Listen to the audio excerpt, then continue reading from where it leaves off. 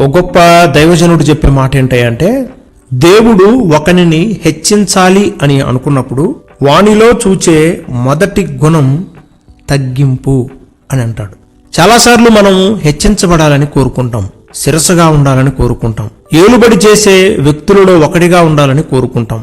అయితే మనం హెచ్చించబడాలి అంటే, ఉన్నతమైన స్థితికి చేరుకోవాలి అంటే, మొదటిగా దేవుడు మనలో చూసే గొప్ప లక్షణం ఏంటంటే తగ్గింపు. తనను తాను తగ్గించుకొనువాడు హెచ్చించబడును అని మన ప్రభు అయిన యేసుక్రీస్తు వారు అన్నాడు. పేతురు గారు కూడా అంటాడు, మీరు హెచ్చించబడాలంటే ఆయన బలిష్టమైన రెక్కల క్రింద దీన మనసును ధరించుకుని ఉండండి అని అంటాడు. సింపుల్. మన జీవితంలో మనం ఉన్నతమైన స్థితిలో ఉండాలి అనుకుంటే తప్పనిసరిగా మనలో చూసే మొదటి లక్షణం తగ్గింపే. ఆయన ఎవరూ సమీపింపరాని తేజస్సులో అమరత్వం కలిగిన వాడు ఉన్నప్పటికీ ఆయన ఈ దీన దరిద్రుల కోసం పరలోకాన్ని వదిలి, ఆ మహిమను వదిలి ఈ భూమి మీదకి వచ్చి, దేనికి పనికిరాని ఈ మట్టి పాత్రలు, త్రాసు మీద దుమ్ము లాంటి వారు ఉఫ్ అని ఊదితే ఎగిరిపోయే దుమ్ము కోసం ప్రాణాలు అర్పించాడు. తనను తాను తగ్గించుకున్నాడు, రిక్తునిగా చేసుకున్నాడు. మహిమ కలిగిన దేవుడు మహిమని వదిలిపెట్టాడు, తగ్గించుకున్నాడు. చివరకండి ఆయన శిష్యుల పాదాలు కూడా గడిగాడు. ఇది తగ్గింపు అంటే. ఆయన ఏమన్నాడో తెలుసా? నేను పరిచర్య చేయించుకోవడానికి రాలేదు, పరిచర్య చేయటానికి వచ్చాను అని చెప్పాడు. కానీ నేటి కాలంలో కొంచెం ఎత్తు ఎదిగేసరికి, కొంచెం ప్రమోట్ చేయబడేసరికి ఇక వారికి లేనిపోని గర్వాలన్నీ వచ్చేస్తాయి. చివరికి వారి బైబిల్ కూడా వారు మోసుకోలేని స్థితిలోకి వెళ్ళిపోతారు. ఇది తగ్గింపు కాదు. తగ్గింపు అంటే శిష్యుని పాదాలు కడిగే అంత దీన మనసును ధరించటం. తగ్గింపు అంటే నేను ఎంతటి వాడును, ఏ పాటి వాడును అని తనను తాను తగ్గించుకోవటం. కేవలం మాటల ద్వారా నేను ఏ పాటి వాడినండి అనటం కాదు, తన క్రియల్లో కూడా తగ్గించుకోవటం. చూడండి, బాప్తిస్మిచ్చే యోహాను గారు ఓ గొప్ప యాజకుని కుమారుడు. జకరియా ఓ గొప్ప యాజకుడు, దేవుని సన్నిధిలో ధూపదీప నైవేద్యములు సమర్పించే యాజకుడు, దేవుని దర్శనాలు కలిగిన యాజకుడు. ఇశ్రాయేల్ దేశంలో రాజు కంటే యాజకుడు గొప్పోడు. దేవుని యాజకునికి ఎక్కువ గౌరవం ఉంటుంది. హైరార్కీ సిస్టమ్ తీసుకుంటే రాజు పెద్దోడు అవ్వాలి కదా, కానీ దేవుడు యాజకుడిని గొప్పోడిగా నిర్మించాడు. తర్వాత రాజు, తర్వాత ఇంకెవరైనా. అలాంటిది ఓ గొప్ప యాజకుని కుమారుడు బాప్తిసం ఇచ్చే యోహాను గారు. బాప్తిసం ఇచ్చే యోహాను గారు ఏమంటాడు తెలుసా యేసుక్రీస్తు ప్రభువారి గురించి? ఆయన చెప్పుల మోయుటకు నేను యోగ్యుడను కాను అని అన్నాడు. నేను కేవలం నీళ్లతోనే బాప్తిసం ఇస్తున్నాను, ఆయన అగ్నితో బాప్తిసం ఇస్తాడు అని చెప్పాడు. ఆయన పరిశుద్ధాత్మతో బాప్తిసం ఇస్తాడు అని చెప్పాడు. చూడండి, ఇంత గొప్ప యాజకుని కుమారుడు ఒక సామాన్యమైన విశ్వాసి ద్వారా వచ్చిన యేసుక్రీస్తు ప్రభువారికి ఎంత విలువనిస్తున్నాడు, ఎంత తగ్గించుకొని మాట్లాడుతున్నాడు. ఈయన చెప్పులు విప్పుటకైనను లేదా మోయుటకైనను నేను యోగ్యుడను కానే కాను అని అన్నాడు. ఇది తగ్గింపు. ఎంత ఉన్నతమైన స్థితిలో ఉన్నా తగ్గించుకోవడం, ఎంత ఎదిగినా ఒదిగి ఉండటం. పచ్చగొన్నాకు చూడండి ఎప్పుడు అణిగిమణిగి ఉంటుంది, ఎండినాకి ఎగిరెగిరి పడతా ఉంటది. భక్తుడైన దావీదు గారు 2 సమూయేలు గ్రంథం 7వ అధ్యాయము 18వ వచనంలో అంటాడు, ప్రభువా నీవు ఇంతగా నన్ను హెచ్చించుటకు నేను ఎంతటి వాడనయ్యా, నా కుటుంబం ఏ పాటిది, అసలు నేను ఎవరిని ప్రభువా? ఒక గొర్రెల కాపరిని కదా, తీసుకొచ్చి సింహాసనం మీద కూర్చోబెట్టావు. ఇంతగా నన్ను హెచ్చించుటకు అసలు నేను ఏ పాటి వాడిని, అసలు నేనేం చేశాను, నీకోసం ఏం చేశాను, నా కుటుంబం ఏ పాటిదయ్యా? అర్హత లేని కుటుంబం, అర్హత లేని జీవితం కదా, అయినా నన్ను ఇంతగా హెచ్చించావు. ప్రేమైన సహోదరి సహోదరుడా, ఇలాంటి దీన మనసును ధరించుకుంటే నువ్వు అధోహ పాతాళంలో ఉన్న నా ప్రభువు నిన్ను శిఖరాగ్రం మీద కూర్చోబెడతాడు. మనకు ఉండాల్సిన దీన మనసు. ఈరోజు నువ్వు ఇంత ఉన్నతమైన స్థితిలో ఉన్నావు అంటే దేవుడు నీకు ఇచ్చిన ఆధిక్యత ఎంత గొప్పదో చూడు. సహజంగా మనుషులకు ఎదిగిన తర్వాత ఏమొస్తుంది? గర్వం వస్తుంది. ఉద్యోగానికి ముందు అందరూ అంటారు, ప్రభువా ఉద్యోగం ఏమయ్యా, చాలా కష్టాల్లో ఉన్నాను ప్రభువా, నన్ను ఆదుకో ప్రభువా అని ఆయన పాదాల మీద పడతారు, ఏడుస్తారు, కన్నీళ్లు విడుస్తారు. మన కన్నీళ్లకు కరిగిపోయిన దేవుడు ఉద్యోగం ఇస్తాడు, వృద్ధిని ఇస్తాడు. ఇచ్చిన తర్వాత ఆశీర్వాదం పొందుకున్న తర్వాత, హెచ్చింపు వచ్చిన తర్వాత దేవుని వదిలిపెడతారు. హెచ్చించబడిన తర్వాత బుద్ధిహీనత వచ్చి దేవుడు లేడు ఏం లేడు, ఇది గర్వం. పడిపోవటానికి ముందు అహంకారమైన మనస్సు, ఇది నడుస్తుంది. అందుకే మనం ఎంత ఉన్నతంగా ఎదిగినా దీన మనస్సును ధరించుకోవాలి, తగ్గించుకోవాలి. ఎంత తగ్గించుకుంటే అంత దేవుడు హెచ్చించటం ప్రారంభిస్తాడు.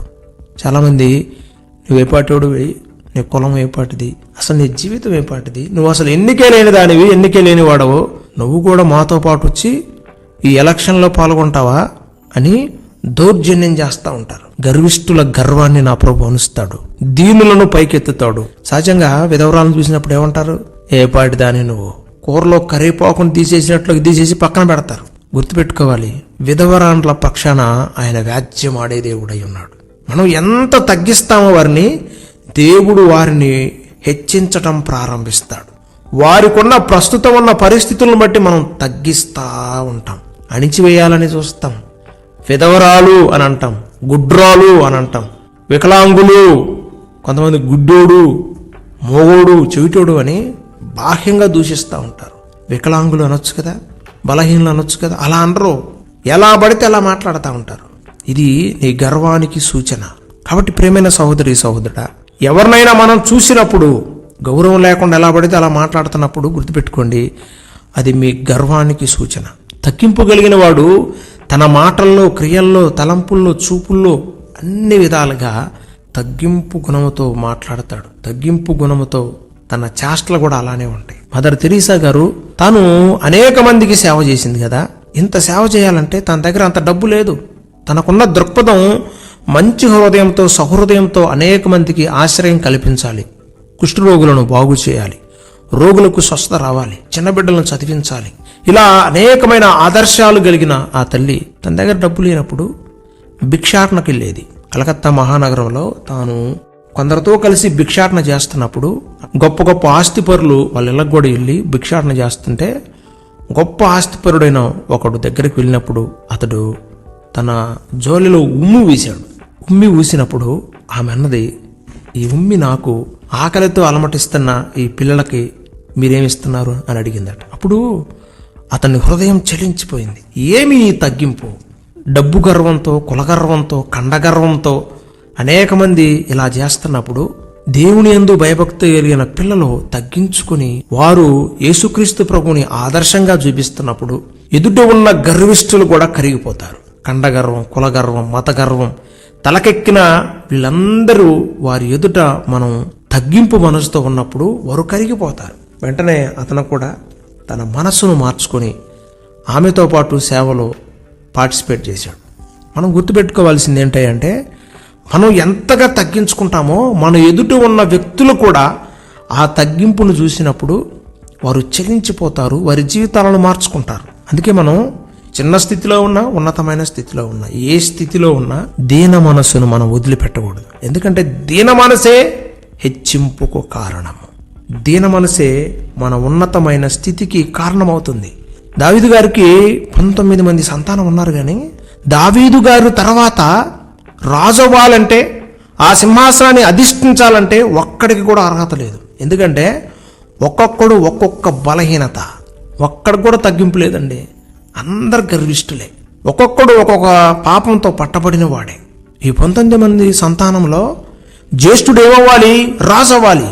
కానీ జ్యేష్ఠుడికున్నది ఏంటంటే గర్వం, అహంకారం, మోహం, ఈ దరిద్రపు లక్షణాలు ఉన్నాయి. కాబట్టి దేవుడు ఒక్కొక్కడిని తొలగించేశాడు. కానీ కడసరివాడు, చిన్నవాడు, యోగ్యత లేనివాడు, తల్లి చాటు పిల్లవాడు, బాలుడు సొలొమోనుని దేవుడు రాజును చేశాడు. అసలు సొలొమోనులో ఏముంది అంత గొప్పతనం?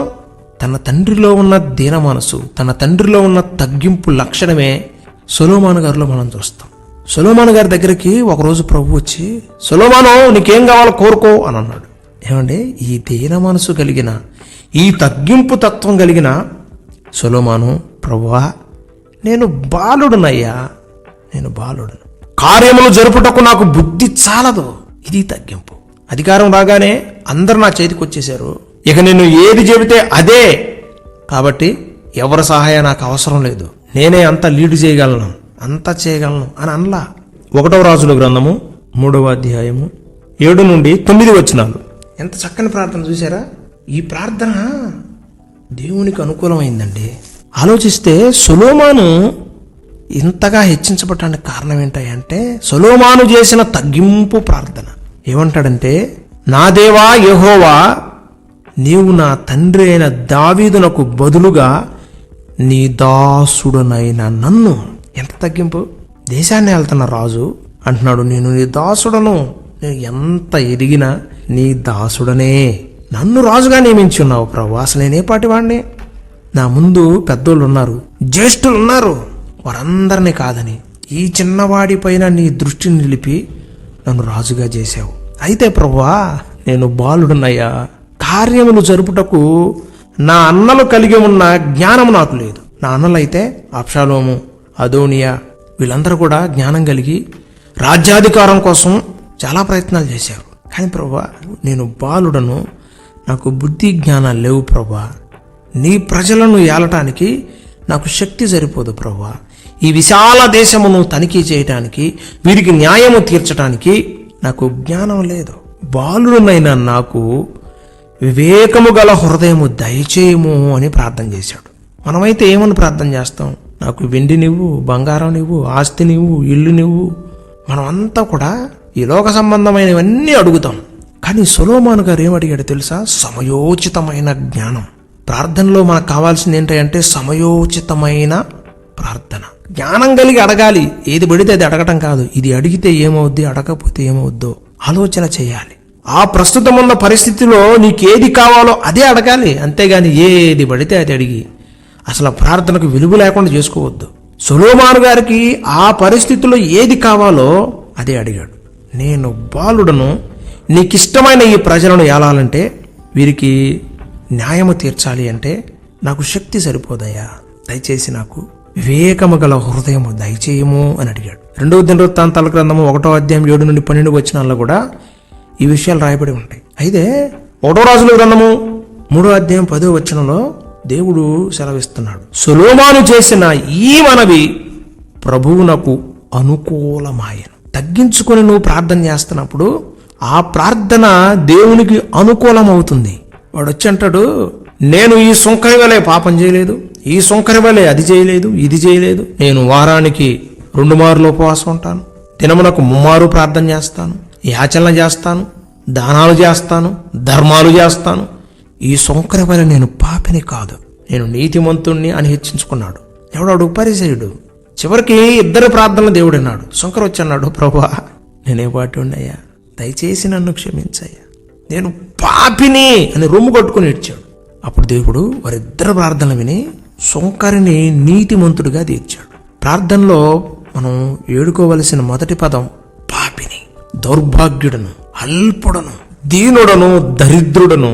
ఇంకొక రకంగా చెప్పాలంటే నీ దాసుడను, బాలుడను, దయచేసి నీ కృపను నాకు అనుగ్రహించు. సొలొమోను ప్రార్థనలో ఒకటి కనిపిస్తుందండి. 1వ రాజుల గ్రంథము 3వ అధ్యాయము 6వ వచనంలో ఆ చివరి భాగంలో ఉంటుంది చూడండి. నా తండ్రి సింహాసనాన్ని నాకు ఇచ్చావు, నీ మహాకృపను నాకు చూపించి ఉన్నావు అంటాడు. ఇలాంటి ప్రార్థన చేసినప్పుడు దేవుడట ఆ ప్రార్థన మనవులను ఆలకించడం మాత్రం కాదు, అంగీకరించడం మాత్రం కాదు, ఆయన దృష్టికి అది అనుకూలమైనది కాబట్టి జవాబిచ్చాడు. 1వ రాజుల గ్రంథము 3వ అధ్యాయము 11వ వచనంలో అంటున్నాడు, దేవుడు అతనికి ఇలాగు సెలవిచ్చెను, దీర్ఘాయువునైనను ఐశ్వర్యమునైనను నీ శత్రువుల ప్రాణమునైనను అడుగక న్యాయములను గ్రహించుటకు వివేకము అనుగ్రహించమని నీవు అడిగితివి. నీవు ఇలాగూ అడిగినందున నీ మనవి ఆలకించి ఉన్నాను. బుద్ధి వివేకములు గల హృదయము నీకిచ్చుచున్నాను.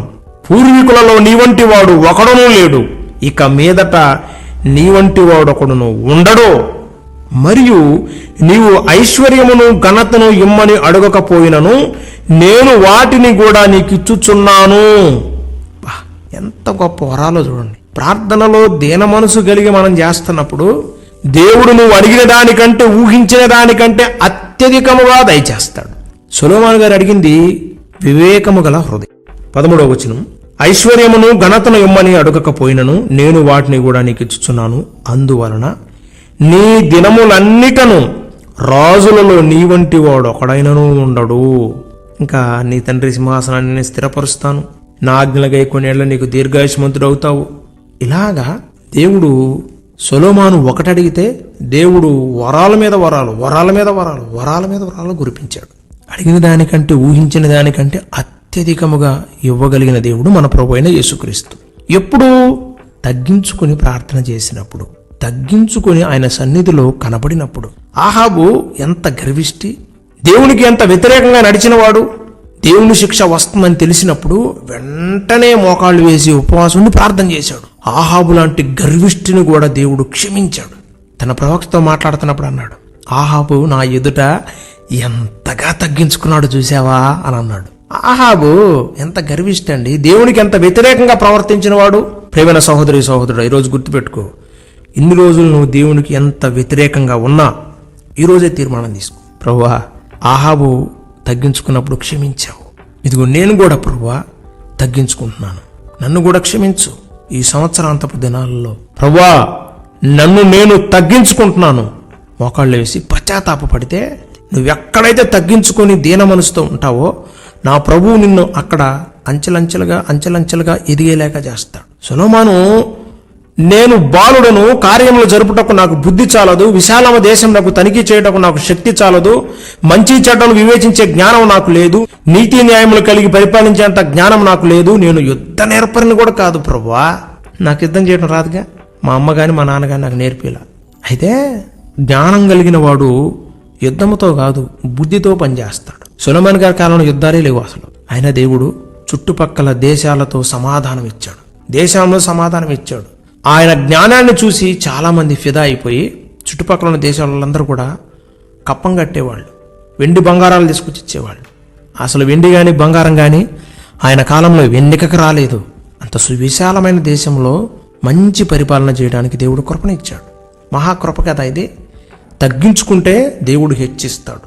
చుట్టుపక్కల ఉన్న శత్రు దేశాల వాళ్ళందరూ కూడా సొలొమోను జ్ఞానం ఎదుట మోకరిల్లారు, సమాధాన పడ్డారు. వామ్మో, ఈ సొలొమోను జ్ఞానం వెనుక దేవుని కృప ఉంది, దేవుని శక్తి ఉంది, కాబట్టి ఈ జ్ఞాని ఎదుట మనం నిలవజాలము, యుద్ధము చేసిన గెలము అని శత్రువులందరూ వచ్చి సమాధాన పడేవారు. ఇప్పుడు సొలొమోను గారికి యుద్ధం కావాలా? యుద్ధం అవసరం లేదు. ఎక్కడో దూరదేశంలో ఉన్న శేవాదేశపు రాణి కూడా వచ్చింది. అసలు ఆయన జ్ఞానం ఎలాంటిదో చూద్దామని వచ్చారు. కొంతమంది అయితే సొలొమోను గారు మా అమ్మాయిని చేసుకోండి అని ఎంతో రాజకుమార్తెలను ఆయనకు వివాహం చేసి వెళ్ళారు. అంటే అర్థం చేసుకోండి ప్రేమైన సహోదరి సహోదరుల, నువ్వు హెచ్చించబడాలి అంటే తగ్గింపే కావాలి. ఏ స్థితిలో ఉన్నా, ఏ పరిస్థితిలో ఉన్నా తగ్గించుకోవాలి. నేను ఏ పాటి వాడను, నా కుటుంబం ఏ పాటిది. నిజమే కదా, ఒకప్పుడు మన పూర్వీకులు అసలు తినడానికి తిండి, కట్టుకోవడానికి బట్ట, ఉండటానికి నిలువ నీడలేని ఓ దుర్భరమైన పరిస్థితుల్లో బ్రతికారు కదా.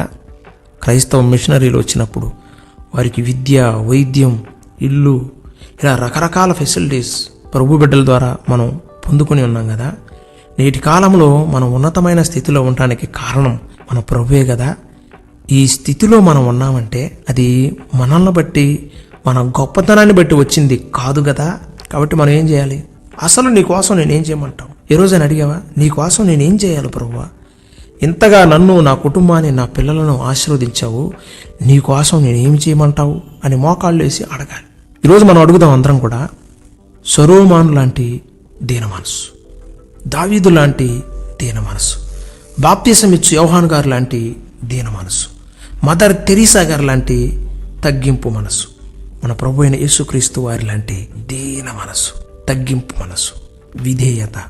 ఈరోజు మనం ఇవన్నీ కూడా మన ప్రార్థనలు అడుగుదాం. ఎందుకంటే ఇలా అడిగితేనే మనం హెచ్చించబడతాం, ఉన్నతమైన శిఖరాలను అధిరోహించగలుగుతాం, శిఖరాగ్రములో నిలబడగలుగుతాం.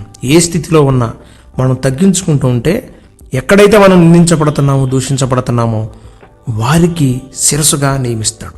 అట్టి కృపాభాగ్యము దేవుడు మనందరికీ దయచేయును గాక. మహాపరిశుద్ధుడైన తండ్రి, మహాగణుడైన రాజా, అత్యంత కృపగలిగిన వాడా, ఒకరిని హెచ్చించాలంటే వానిలో నీవు తగ్గింపు మనసును చూస్తావు. తనను తాను తగ్గించుకున్నవాడు హెచ్చించబడును అని వాక్యము బోధిస్తుంది. హెచ్చించబడాలంటే దీన మనసు కలిగి ఉండాలని కూడా నాయన నీ భక్తుల ద్వారా తెలియజేశావు. వారు ఎంత ఎదిగినా భక్తులు నీ సన్నిధిలో ఒదిగిపోయారు, తగ్గించుకున్నారు. ఏ పాటి వాడినయ్యా, మా కుటుంబం ఏ పాటిదయ్యా అని వారు తమను తాము తగ్గించుకున్నారు. మదర్ తెరీసా గారు కూడా ఉమ్మి వేసినప్పుడు ఇది నాకు, పేద ప్రజలకో అని ప్రభువా తను నిన్ను ఆదర్శంగా చూపించింది.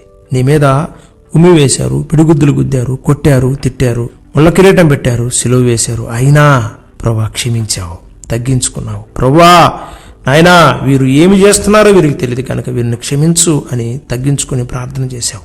ఎవరూ సమీపింపరాని తేజస్సులో అమరత్వుడు అయినప్పటికీ దీన మనసు కలిగి తగ్గింపు కలిగి ఈ లోకానికి వచ్చి అయ్యా మా కొరకు సిలువలో మరణించి అంతగా తగ్గించుకున్నావు. ఎంత గొప్ప దేవుడు. గురువు పాదాలు శిష్యుడు కడగాలి, కానీ గురువే శిష్యుల పాదాలు కడిగే అంతగా తగ్గించుకున్నావు. ఈ గొప్పతనం శిష్యుల్లో లేదు, కానీ ప్రభువా తగ్గింపుకు సూచనగా నువ్వు చేశావు. అలా మమ్మల్ని చేయమన్నావు. దయచేసి మేము ఒకరిని ఒకరు ప్రభా హెచ్చించుకునేవారుగా, బలపరుచుకునేవారముగా, మమ్మల్ని మేము తగ్గించుకుని మా సహోదరి సహోదరులను హెచ్చించే వారముగా ఉంటకు కృప దయచేయమని అడుగుతున్నాం. పరిశుద్ధుడైన తండ్రి, బలహీనను బలపరచండి, రోగులను స్వస్థపరచండి, అజ్ఞానంలో నిండుకున్న ప్రజలకు విడుదల ప్రకటించమని అడుగుతున్నాము. అప్పుల సమస్యలు, ఆర్థిక సమస్యలు, కుటుంబ సమస్యలు, వ్యక్తిగత సమస్యలు, కోర్టు సమస్యలు, ప్రభా వ్యక్తిగత సమస్యలతో సతమతమవుతున్న వారికి విడుదలనివ్వండి. అనారోగ్యంతో ఉన్న వారికి స్వస్థనివ్వండి. వివాహాల కొరకు ఎదురు చూస్తున్న బిడ్డల పరిశుద్ధమైన వివాహాన్ని జరిగించండి. గర్భఫలం లేని వారికి గర్భఫలాన్ని దయచేయండి. పరిశుద్ధుడైన తండ్రి, చదువుకుంటున్న బిడ్డలు బుద్ధి జ్ఞానములు దయచేయండి. సొలొమోను గారికి ఎటువంటి వివేకము గల హృదయాన్ని ఇచ్చారో అటువంటి జ్ఞాన వివేకములు కలిగిన హృదయం మా బిడ్డలకు దయచేయండి. మా బిడ్డలను శిరస్సుగా నియమించమని అడుగుతున్నాం. రక్షణ, మారు మనసు లేని బిడ్డలకు రక్షణ, మారు మనసుని ఇవ్వండి. రక్షణలో ఉన్న బిడ్డలందరూ ఫలించి వృద్ధి చెందుదురుగాక. యేసుక్రీస్తు నామములో అడిగి వేడుకొని పొంది ఉన్నాము తండ్రి, ఆమేన్. మన తండ్రి అయిన దేవుని ప్రేమ, ఆయన కుమారుడైన ప్రభు అయిన యేసుక్రీస్తు వారి దివ్య కృప, పరిశుద్ధాత్మని అన్యోన్య సహవాసము ఈ ప్రార్థనలో ఏకీభవించిన మనందరికీ, సకల పరిశుద్ధులకు సార్వత్రిక సంగమునకును సదాకాలము తోడయుండి నడిపించును గాక. ఆమేన్.